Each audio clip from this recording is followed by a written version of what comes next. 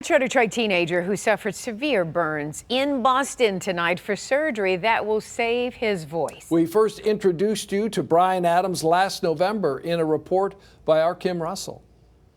As he celebrates Thanksgiving, Robert Adams knows what he's thankful for. His son is alive. Because he was less than 5% chance of survival. 2.5 years ago, Bryan Adams was in a hotel room with his mom in northern Michigan as his dad fought for custody.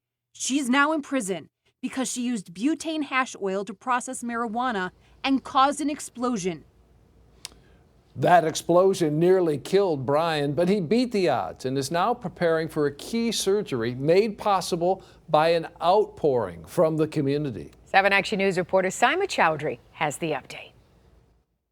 It is an emotional story we first brought to you last year, and now we're inching closer to a happy ending. Bryan Adams is a teenager from Detroit, currently at Shriners Hospital in Boston, awaiting a critical surgery. A few years ago, 85% of Bryan's body was burned in an explosion. Since that day, his father Robert says Bryan's life has revolved around a series of surgeries. Emotional ups and downs. We've overcame a lot of hurdles and obstacles over the last 3 years to make sure Bryan gets the best care possible. That's what led them here to Boston for a big surgery, one that will open Bryan's airway and save his voice. The surgeons are going to be finishing up Bryan's airway tomorrow. Bryan's story went viral this past fall when his father started a GoFundMe page to cover the $150,000 cost, which Bryan's insurance ultimately would not cover. The outpouring of support was just absolutely beautiful. We were able to raise the goal, raise the amount of money within, I believe it was 3 days. The funds came in totaling close to $200,000 to date, some of that money coming from everywhere, including Massachusetts. Between the donors and the doctors, Robert says the support they feel means everything. I can't thank everyone enough for stepping up to help my son and I.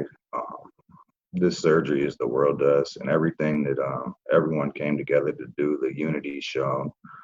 I can't thank everyone in Boston enough. And Bryan still has a long road ahead of him. He'll be in Boston for the next 4 to 6 weeks. You can follow his journey on their Facebook page. We have a link on our website at WXYZ.com.